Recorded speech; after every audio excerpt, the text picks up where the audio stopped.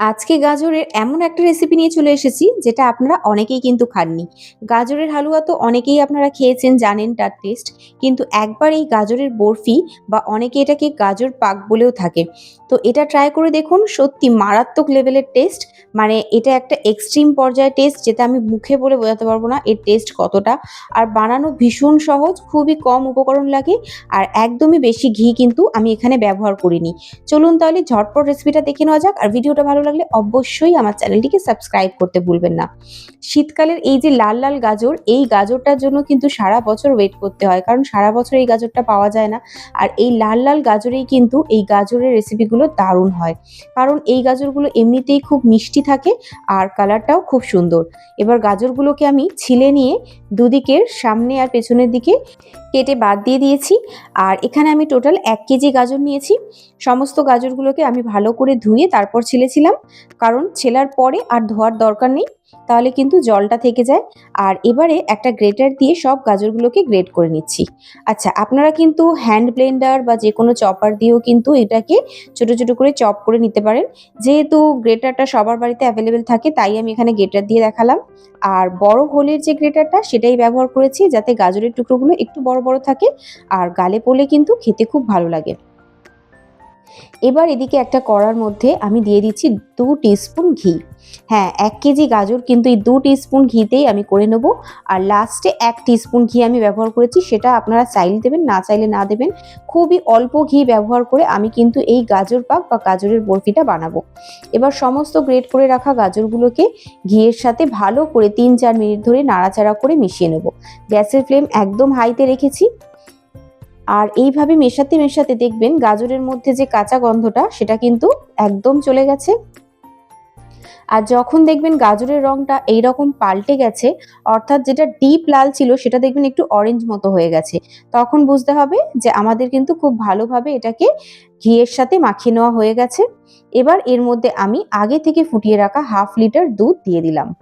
1/2 litre দুধটা দিয়ে আর কিছুই না, এটাকে নাড়াচাড়া করে এটাকে একটু শুকনো করে নিতে হবে। যতক্ষণ ওটা ফুটছে ততক্ষণ এদিকে আমি আলমন্ড বাদাম আর কাজু বাদামকে মিক্সি জারের মধ্যে দিয়ে এটা মিক্সি মেশিনে আমি কি করব, হালকা করে পালস মোডে দিয়ে একটু করে ঘোরাবো, একটু করে বন্ধ করব।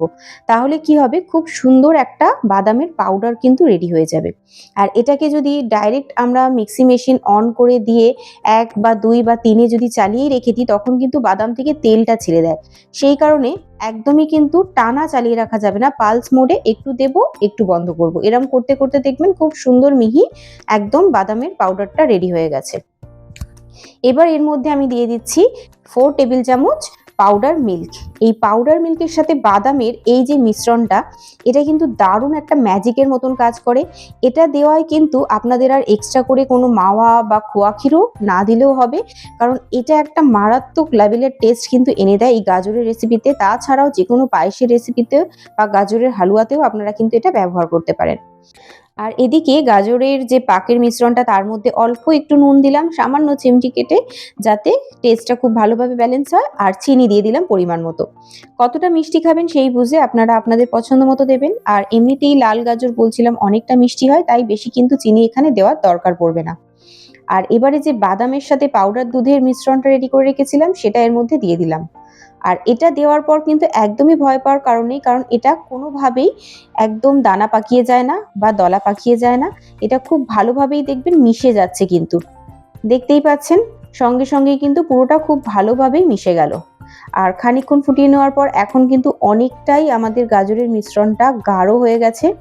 এটাকে আরো বেশি গাঢ় করতে হবে, কারণ এই পর্যায়ে রাখলে সেটা কিন্তু গাজরের হালুয়ার মতো হয়ে যায়। কিন্তু আমরা যেহেতু গাজরের বরফি বানাবো বা গাজরের পাক, তার জন্য কিন্তু আমাদের আরেকটু ড্রাই করতে হবে। এবার আমি কি করব, একটু 50 গ্রাম মতো খোয়া ক্ষীর, যেটা আমার বাড়িতে ছিল তাই আমি দিচ্ছি। আপনাদের বাড়িতে না থাকলে কিন্তু দেওয়ার কোনো দরকার নেই। আর টেস্ট কিন্তু এমনিতেও খুব ভালো আসবে, যেহেতু বলেছিলাম যে বাদামের সাথে আমি যে গুঁড়ো দুধের মিশ্রণটা দিয়েছিলাম সেটাতে কিন্তু খুব ভালো টেস্ট আসে। তো এটা থাকলে দেবেন, না থাকলে দেওয়ার কোনো দরকার নেই। আমার বাড়িতে ছিল বলে আমি দিলাম, এই 50 গ্রাম মতন দিয়েছি। দিয়ে এটাকে ভালো করে একটু মিশিয়ে নিচ্ছি। আর এতক্ষণে দেখতে পাচ্ছেন অনেকটাই কিন্তু ড্রাই হয়ে গেছে। স্প্যাচুলাটা ঘোরানোর সাথে সাথে পুরো মিশ্রণটাই কিন্তু গোল গোল ঘুরছে। আর লাস্ট এখানে আমি 1 টিস্পুন ঘি দিয়ে দিলাম। টোটাল আমি এখানে 3 টিস্পুন ঘি ব্যবহার করেছি 1 কেজি গাজরের বরফির জন্য। আর এটা কিন্তু আরেকটু শুকনো করে নেবো যেহেতু বরফি বানাবো। আর ততক্ষণ বরফিটা সেট করার জন্য আমি এখানে একটা স্টিলের প্লেট নিয়েছি, তাতে সামান্য একটুখানি ঘি দিয়ে দিলাম, দিয়ে এটাকে ভালো করে ঘি ব্রাশ করে দিচ্ছি। ঘি ব্রাশ করার কারণে কিন্তু যখন বরফিগুলো তুলবো তখন কিন্তু খুবই সহজে উঠে আসবে, না তো কিন্তু একটু সেটে যাওয়ার ভয় থাকে। তো অবশ্যই তেল বা ঘি যা হোক দিয়ে আপনারা প্লেটটা ব্রাশ করে নেবেন বা বাটার পেপারে ইউজ করতে পারেন। আর এখন দেখুন আমাদের গাজর পাকের মিশ্রণটা কিন্তু অনেকটাই ড্রাই হয়ে গেছে, খুবই ইজিলি পুরো কড়ার মধ্যে গোল গোল ঘুরছে যখনই নাড়াচ্ছি। আর এরকম যখন আমি ভাজ ভাজ করে দিচ্ছি দেখুন পাটে পাটে কিন্তু উঠে যাচ্ছে। তার মানে এখন বুঝতে হবে আমাদের কিন্তু মিশ্রণটা একদম রেডি, গাজর পাকের মিশ্রণ যেটা বরফি বানাবো। আর এটা কিন্তু এই অবস্থায় গরম গরম খেতেও দারুণ টেস্টি লাগে। আর যেরকম আপনারা গাজরের হালুয়া খান গরম গরম, ঠিক তেমনই এটাও কিন্তু গরম গরম দারুণ টেস্ট লাগে। কিন্তু বরফি বানানোর জন্য এটাকে ঠান্ডা করা অবশ্যই দরকার। সেই কারণে আমি মিশ্রণটাকে সেই যে প্লেটটায় ঘি মাখিয়ে রেখেছিলাম তার মধ্যে ঢেলে দিচ্ছি। দেখতেই পাচ্ছেন কত ইজিলি স্লিপকে পুরোটাই নিচে চলে এলো, একটুও কিন্তু সেটে যাচ্ছে না, পুরো কড়া থেকে ছেড়ে দিয়েছে। এবার স্প্যাচুলা দিয়ে আমি চারিদিকে স্প্রেড করে দিচ্ছি এটাকে সমানভাবে বরফির শেপ দেওয়ার জন্য।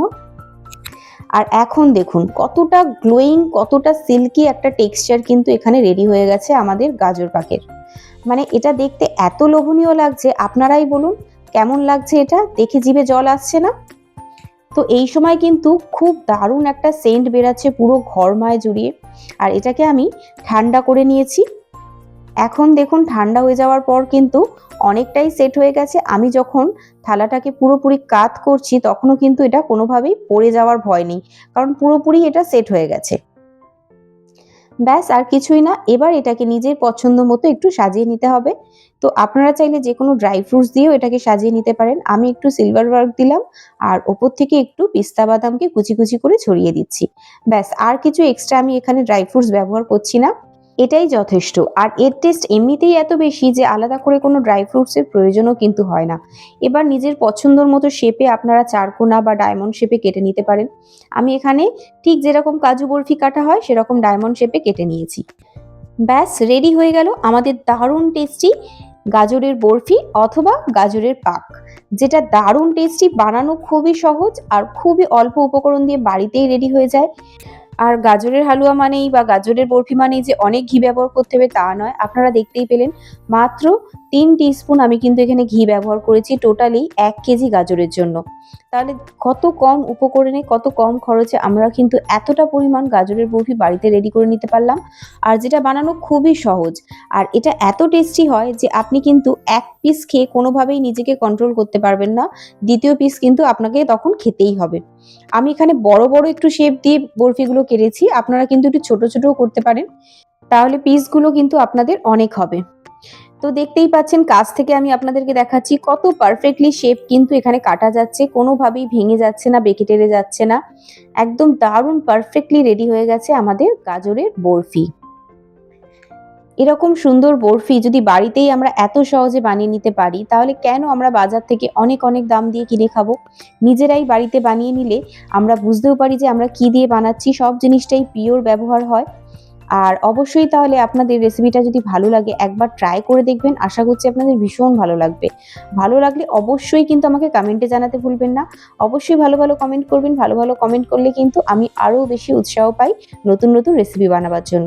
আর ভিডিওটা ভালো লাগলে একটা লাইক করে দেবেন, শেয়ার করে দেবেন আপনাদের বন্ধু বান্ধব আত্মীয় স্বজনের সাথে। আর ভালো লাগলে অবশ্যই আমার চ্যানেলটিকে সাবস্ক্রাইব করতে ভুলবেন না। পাশে থাকা বেল আইকনটি চেপে দেবেন যাতে আমার রেসিপি ছাড়ার পর সবার প্রথম আপনাদের কাছে পৌঁছে যায়। আবার চলে আসবো নতুন নতুন ভালো ভালো রেসিপি নিয়ে। ততক্ষণ সবাই খুব ভালো থাকবেন আর আমার নতুন নতুন রেসিপি আপনারা কিন্তু এভাবেই ট্রাই করতে থাকবেন। আজকের মতো এতটাই, আবার দেখা হবে নেক্সট ভিডিওতে। ততক্ষণের জন্য সবাইকে টাটা।